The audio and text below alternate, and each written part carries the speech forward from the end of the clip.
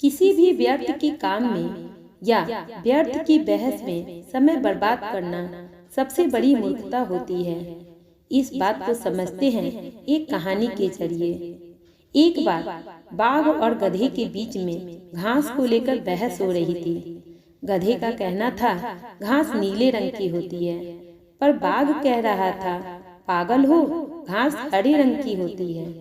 दोनों की बहस इतनी बढ़ गई कि उन्हें राजा के पास जाना पड़ा, यह तय करने के लिए कि दोनों में से सही कौन है। दोनों जंगल के राजा शेर के पास पहुंच गए। राजा को दोनों ने अपनी अपनी बात बताई। गधे ने राजा से कहा, राजा जी आप बताइए, घास नीले रंग की होती है ना? राजा ने कहा, हाँ हाँ होती है। इतना सुनते ही गधे ने उछलते हुए कहा, ये देखिए, ये बाघ भाई साहब कह रहे थे कि घास हरे रंग की होती है, सजा दीजिए इन्हें। राजा ने कहा, ठीक है, ठीक कह रहे हो, मैं बाघ को पूरे 1 साल मौन रहने की सजा देता हूँ। छाती चौड़ी करता हुआ गधा वहां से निकला और कहा, देखा, मैंने खुद को सही साबित कर दिया ना। उसे ऐसा लग रहा था जैसे उसने बहुत बड़ी जंग जीत ली हो, और वहां से गीत गाता हुआ निकल गया, घास नीली होती है, घास नीली होती है। बाघ वहां उदास और आश्चर्य में खड़ा गधे के जाने के बाद राजा से पूछा, राजा जी आप तो जानते हैं ना घास हरी होती है? राजा ने कहा, हाँ हाँ, कौन नहीं जानता कि घास हरी होती है। तो बाघ ने कहा, फिर आपने मुझे सजा क्यों दी? राजा बोले, तुम्हें सजा इस बात से नहीं दी गई है, ये तो कोई मुद्दा ही नहीं है।